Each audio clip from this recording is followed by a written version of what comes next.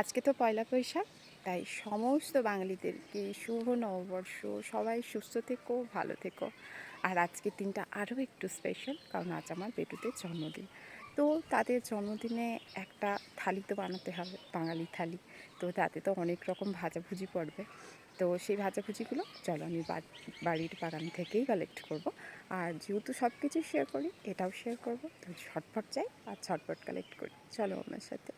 প্রথমে এসে গেছি কেঁদুরির জায়গায়। কয়েকটাই কেঁদুরি নেব, সব কেঁদুরি আজকে তুলব না, এতটা সময়ও নেই, বাড়িতে বিশেষ কেউ নেই, শাশুড়ি মা নেই, তো আমাকে সবটা করতে হবে।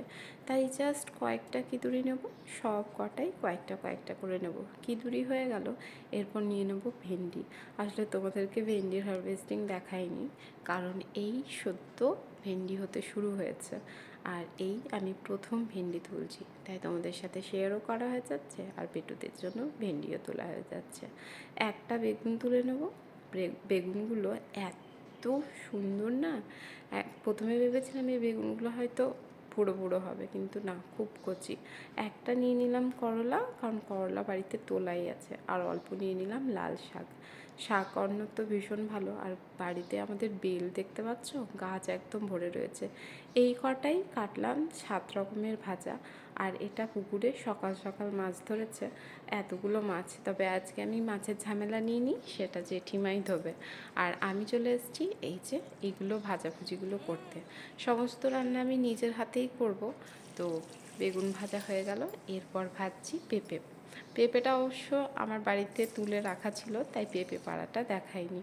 আলু ভাজলাম, এরপর ভাজলাম কোলা, এরপর ভাজছি ভেন্ডিটা। ভেন্ডিটা ভাজা হয়ে গেলে ভেজে নেব কিদুরিটা। আর সর্বশেষে ভাজবো করলাটা, কারণ তেতো হয়ে যাওয়ার একটা ভয় থাকে। তো সমস্ত ভাজা দেখো আমার কমপ্লিট। এরপর ভাজবো শাকটা। শাকটাও হয়ে গেছে, এরপর করব একটুখানি পোলাও। পোলাওয়ের রেসিপি কিন্তু তোমাদের সাথে আমি আগেই শেয়ার করেছি। এরপর পায়েসটাও করে নিলাম। আর যাদের জন্য করছি, এই দেখো তারা কি মাতব্বরি করছে। তো আশা করছি শেষ পর্যন্ত ভিডিওতে থেকো, দেখবে ভালোই লাগবে। জানি তোমরা আমার ভিডিও লাইক করো না, তবুও বললাম। এই ছিল আমার থালি। আচ্ছা, থালিটা কেমন হয়েছে জানিও। জানি না কেন ওরা ভীষণ নার্ভাস হয়ে গেছিলো, খেতে চাইছিল না কিচ্ছু। অন্য সময় হলে হয়তো ঝাপটে পড়তো, কিন্তু আজকে কিছুই খেতে চাইছিল না। বড় বেটুর ভীষণ প্রিয় জিলিপি, তাই ও জিলিপিটা নিয়ে বসে গেছে।